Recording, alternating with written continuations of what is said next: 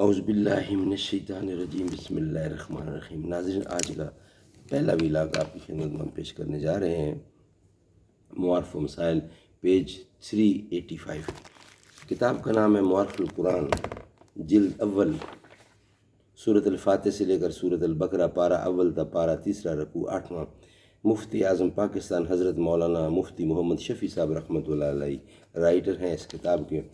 بسم اللہ الرحمن الرحیم، الحمد للہ وکفیٰ وسلام علی عبادہ الذین اصطفیٰ، خیرکم من تعلم القرآن وعلمہ۔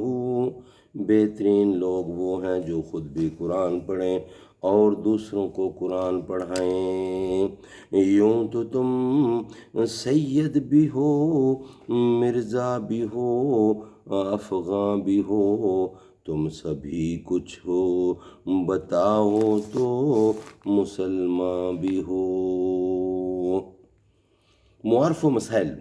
وما انت بتابع قبلتہم،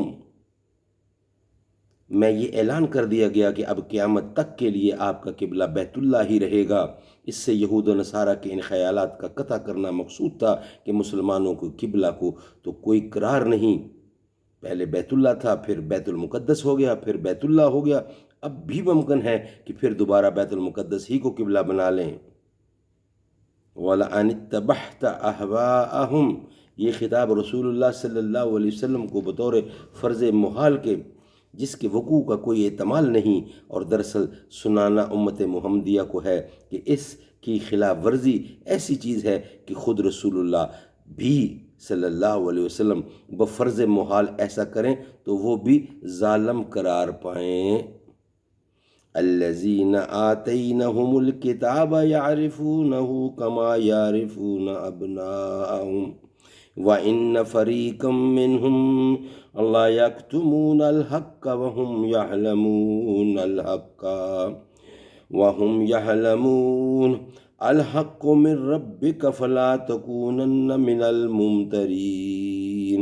جن کو ہم نے دی ہے کتاب پہچانتے ہیں اس کو جیسے پہچانتے ہیں اپنے بیٹوں کو، اور بے شک ایک فرقہ ان میں سے چھپاتے ہیں حق کو جان کر۔ حق وہی ہے جو تیرا رب کہے، پھر تو نہ ہو شک لانے والا۔ ناظرین، یہ تھا آج کا پہلا ویلاگ۔ انشاءاللہ اس کا خلاصہ تفسیر اس کو ہم دوسرے ویلاگ میں پیش کریں گے آپ کے سامنے۔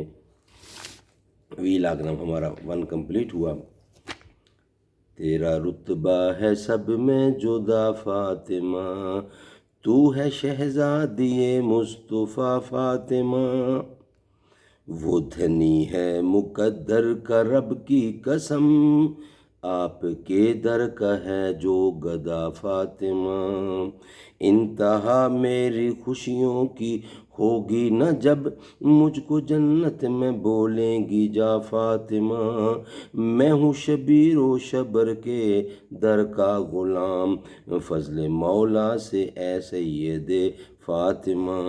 تیرے غیر و غضب سے لرزتا رہا ہر منافق نہیں دین کا، ہر منافق نہیں دین کا فاطمہ۔